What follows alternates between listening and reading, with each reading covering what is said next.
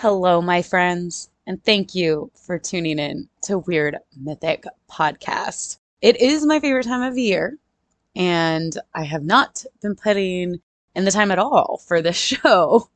So if you are still here with me, just know that you are amazing.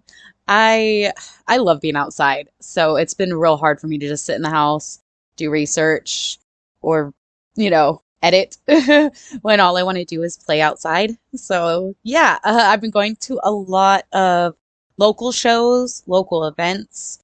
Every Saturday I try to go to the farmers market in Midtown. It is concert season, so I've been going to the concerts in the park, every Friday if I can.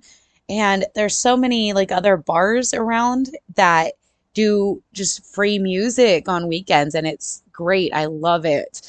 Um, I did go to emo night a couple weeks ago with two friends, and I had like the best time. It was like a big karaoke of emo music with just hundreds of people, and it was so much fun. I had a lot more fun than I thought it was gonna have, honestly. And I got best show I've seen so far this year has been Red Hot Chili Peppers. I saw them a couple days ago. I almost cried when I saw Flea on stage playing. He is my favorite bassist, and I love the Chili Peppers. And I just, guys, you gotta go see live shows. You just do. It's one of the best things you could do. It's great. So I hope everybody has been enjoying the weather, I guess, because you got to get outside. Oh, I haven't posted it yet, obviously, but I did an episode with my nephew Noah. It is an episode on Hades, and he did so good. The editing on that episode will take a while, to say the worst, because my microphone, the one that I currently have on, wasn't actually working at the time. And I didn't have a spare one, so I was actually using the microphone that just came on my laptop. And he was so nervous and was talking so quietly. It's going to take me a very long time. So Noah, if you're listening, we might need to record again, but I'll have better microphones. I'll get a new one. Don't worry about that. You just got to speak up, my guy. But I could edit it. I could do it. It'll just take me forever. The episode will come out eventually. I was on another episode with Tattoo Squid. Thank you, Andres. It's always fun being on your show, Squiddy. And it's just great conversations. I swear I could just talk to him forever. It was a lot of fun, and I'm always wanting to, go on other shows, and that's always fun. Speaking of other type of shows, I mentioned in a couple episodes back that I was doing a collaborative episode, a story. We all made up a story called The Haunting of Willowbrook Manor, and it is out. I will have the links to that in my show notes, and I'll be posting the episodes as they come out. And thank you everybody for who participated in that, who collaborated on that. It was so much fun, and I'm so happy that I got to be a part of it. And if we do it again, I hope I can be on the next one. I hope. So everybody, check out The Haunting of Willowbrook Manor. It was great, and it was a great experience and a great time. So before I get started with today's episode, I do want to have a shout out to a Call to Madness podcast. I'm going to go ahead and play their trailer. Check them out. I have their link in the show notes.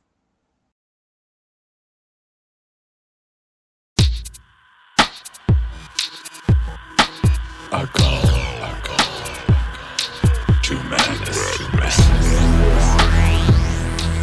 Hey guys, I'm Tyler. I'm Thomas. And I'm Jake, and this is a Call to Madness. This is a comedy show where we have no idea where these topics will take us. Whether it be history, relevance between us, or all around straight madness. Learn with us, Grow with us, And laugh with us every other Saturday at noon Central Time on Spotify, Apple Podcasts, or wherever you get your podcasts. Just remember, guys, you called, but you only found madness.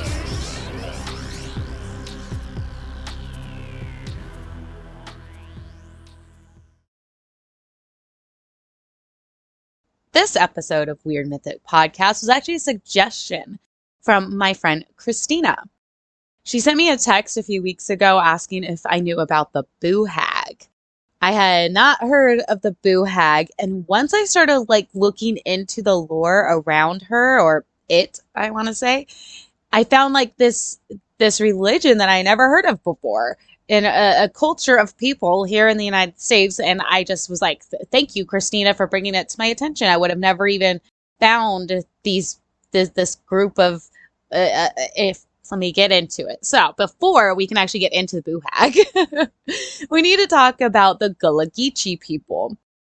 The Gullah Geechee people are descendants of slaves from West and Central Africa.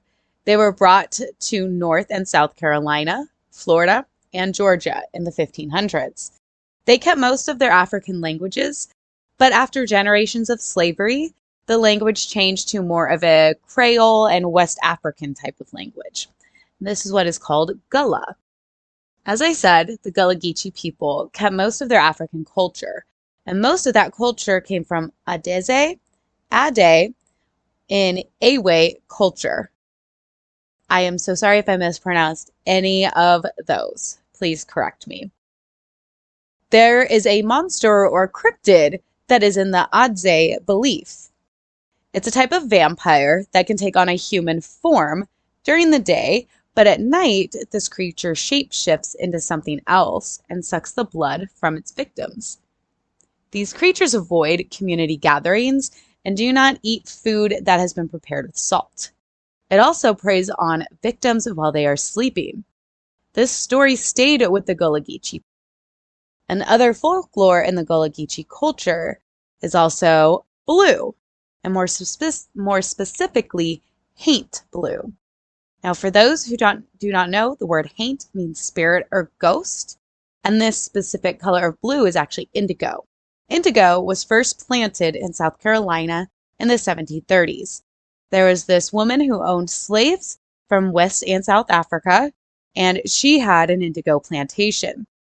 This blue color was already sacred to this group of West and Central African slaves, and now is just as sacred all over Gullah Geechee.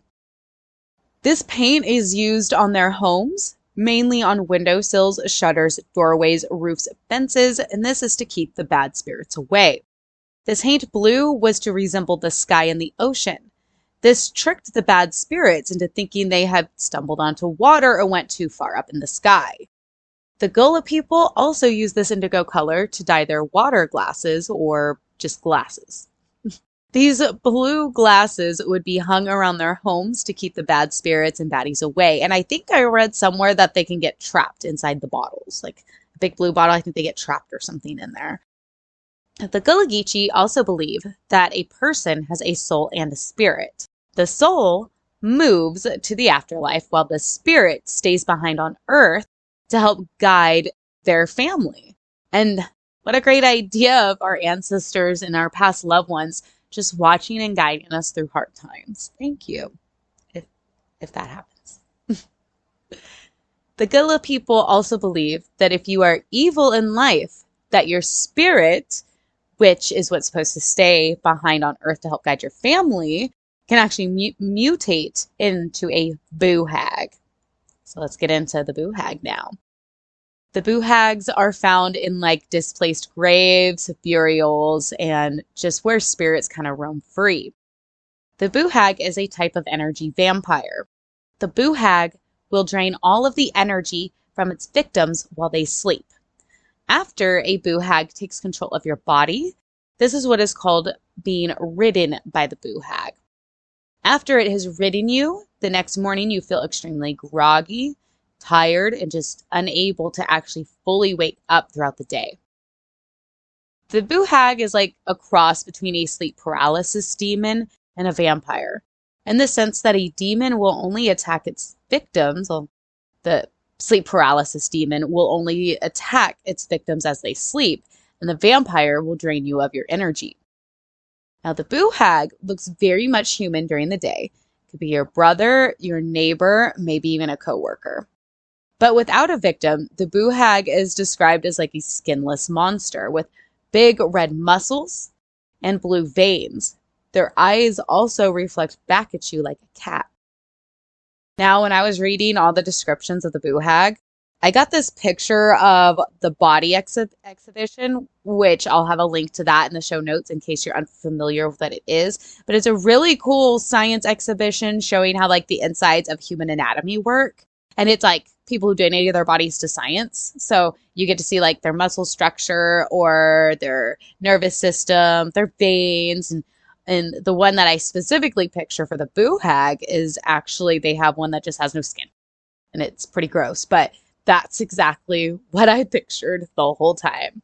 So yeah, I mean, she has no skin, gross. But during the day, as I had said, they look human. And the reason is because the Boo Hag will be wearing you. And this is where the riding comes in from, the Boo Hag will ride you, riding you like a skin suit. They go in search of like new skin every night. The phrase that I continue to hear was, don't let the Boo Hag ride you. And that's from Gullah Geechee culture. And it was on almost every article that I read or story that I read about the Boo Hag. Boo Hag will be wearing its victim throughout the day, constantly draining the energy while pretending to be that victim. At night, once the sun goes down and the victim, who is also the Boo Hag, will then lay down and go to sleep and do your night things. The Boo Hag then will leave your body once you fall asleep, prowling around through the night like a cat, because eyes, to find their new skin suit, to find somebody new to ride. The Boo Hag will happen upon a sleeping victim and get into their home. The Boo Hag then crawls up onto the victim's body and enters by breathing in your breath. Yeah. So you got this person pretty much on top of you without skin who is now sucking up all your breath into their own body. That's pretty nasty. This is a continued cycle night after night with new victims.